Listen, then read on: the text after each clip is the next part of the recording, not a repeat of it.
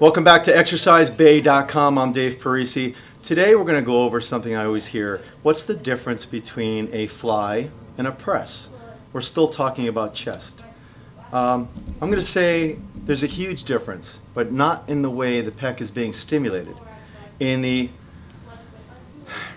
Let's talk about underneath the skin. Exercise reality is really underneath the skin, isn't it?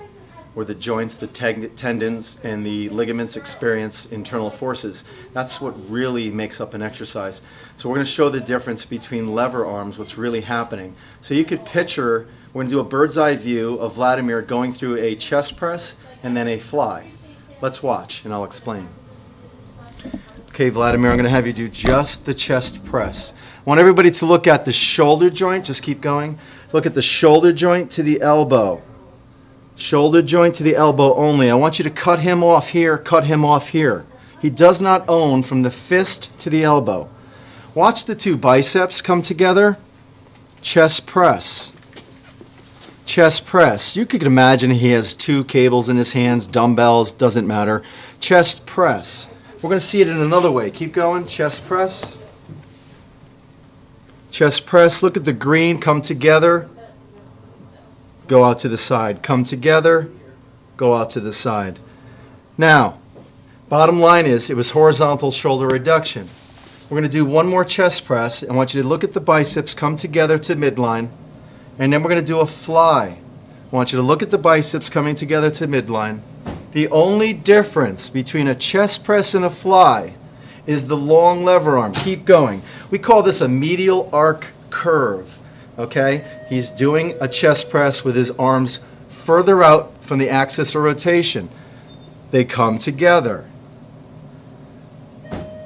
They come together. I hope you're getting the point. The bottom line in all this is with this long lever arm, over here, Cody, when your weight's here, the further the weight is away from the joint itself, the more stress and more pull on the ligaments and tendons. So this shoulder joint is screaming to maintain congruency. I would never do a fly with dumbbells. I have other reasons I'll get into in more segments. Right now we're talking about just basic cable movements. But the bottom line is you're not going to put any more stimulus on your pec region by having a long lever arm. What's going to happen is you're going to put more stress in your shoulder joint because you're further from the joint. The further the load is from the joint. I'm going to give you a quick analogy, and then we're going to show you the chest fly on a cable machine. If I had a pole in my hand with a 50-pound kettlebell on top, I'm going to hold it, and I'm going to balance it, and it's okay. And here it is, 50-pound kettlebell on top.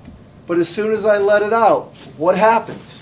Okay? It pulls, and that's exactly what this shoulder joint is experiencing. In a minute, we're going to show you the exercise on how to set up for a cable chest fly. Extremely safe, extremely effective, without too much pull on the shoulder area. Stay tuned. I'm Dave Parisi from ExerciseBay.com.